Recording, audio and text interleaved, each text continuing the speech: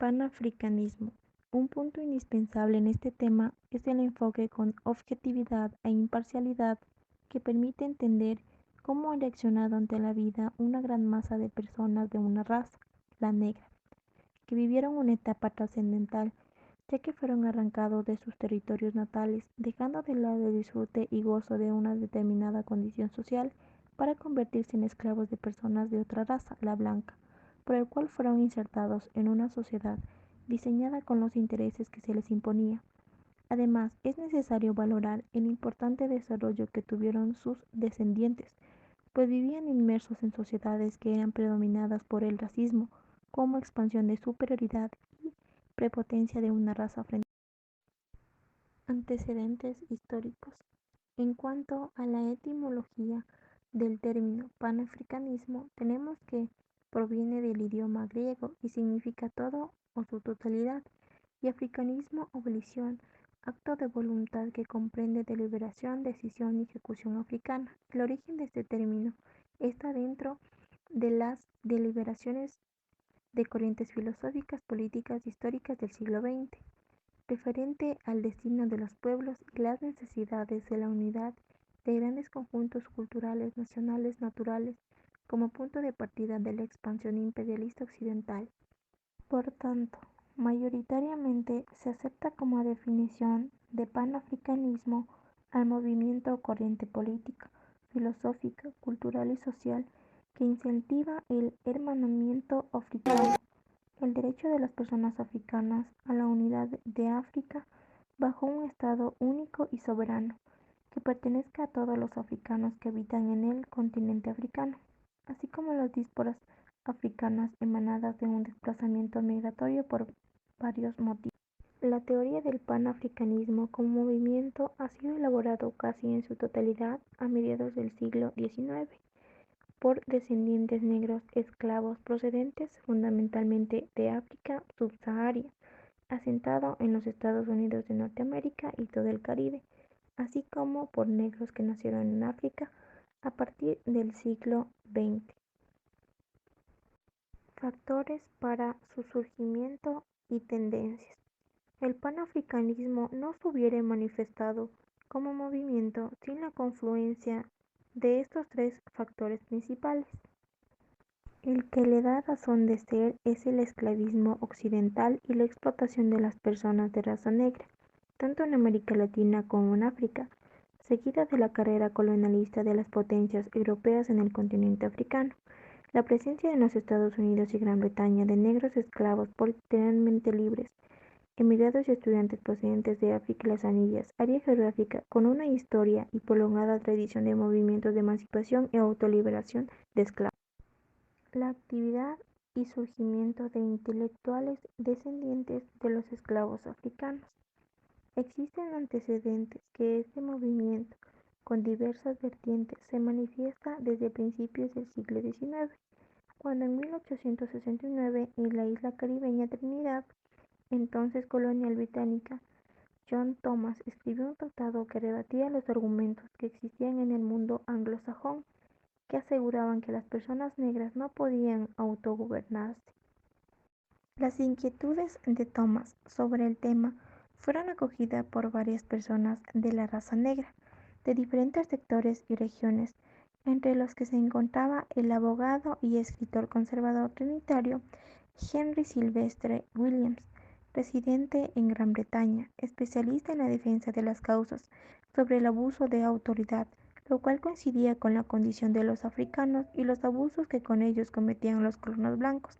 Con esta motivación, Williams organiza en 1897 la Asociación Africana, factor que posibilita la celebración de la Conferencia Panafricana en julio de 1900 en Londres.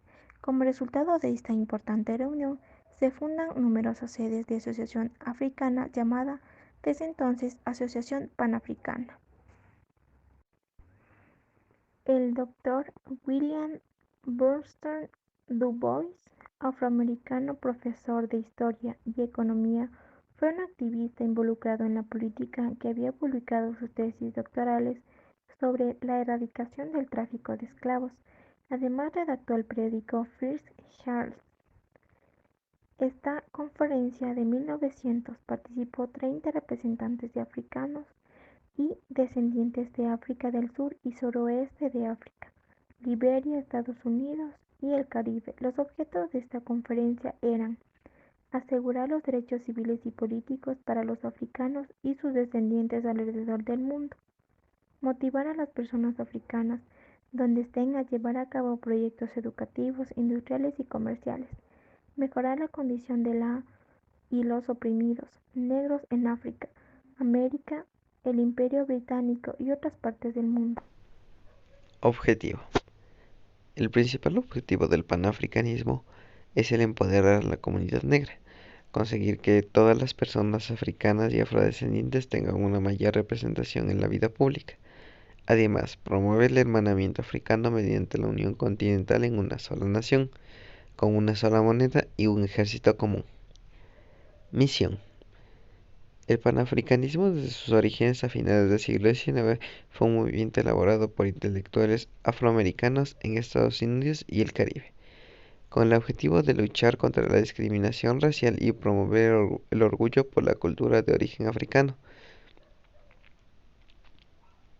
Los primeros logros del movimiento fueron el desarrollo de las organizaciones locales en Estados Unidos, Caribe, Europa y África, y el establecimiento de vínculos entre las mismas a través de la prensa escrita y de encuentros como los congresos panafricanos que se celebraban en diversas ciudades de Europa y Nueva York. Este movimiento tuvo su primer impacto especialmente en los sectores medios, el estallido de la Primera Guerra Mundial y las experiencias de discriminación racista vivida por los soldados en el frente de batalla. También en la inmediata posguerra dieron un nuevo impulso a la militancia de los afroamericanos, que contribuyeron una nueva renovación en el debate y la acción política entre los afroamericanos de las Américas. La crisis de 1930 y sus efectos devastadores sobre las sociedades caribeñas fueron el contexto en que se produjo la irrupción violenta de las masas en la vida política de la mayoría de las colonias, creando así un nuevo escenario en que la apelación a los ideales del panafricanismo creaban una nueva comunidad política compartida entre la población de origen, la cual adquirió un nuevo significado en el pueblo africano, alimentando las luchas por el establecimiento de regímenes democráticos en la región. Visión. La doctrina panafricanista se ha ido profundizando en función del desarrollo de la situación política africana. Esto implica que en cuanto a su acción política surgieron nuevas metas a medida que se avanza. El panafricanismo actual persigue fines más amplios que los que perseguían los primeros congresos panafricanos de la década de los 20. Finalmente, también el radio de la acción del panafricanismo ha variado con la profundización de la ideología y la sucesiva superación de metas políticas. Ha pasado de ser un movimiento continental multirracial a ser un movimiento con base geográfica intercontinental y unirracial. O sea, progresivamente el movimiento ha pasado de una base racial a una base territorial continental. ¿Desde cuándo están luchando? Se considera a Henry Sylvester Williams y al Dr. William Edward como los padres del panafricanismo. Sin embargo, este movimiento social con diversas vertientes tiene antecedentes que se remontan a principios del siglo XIX.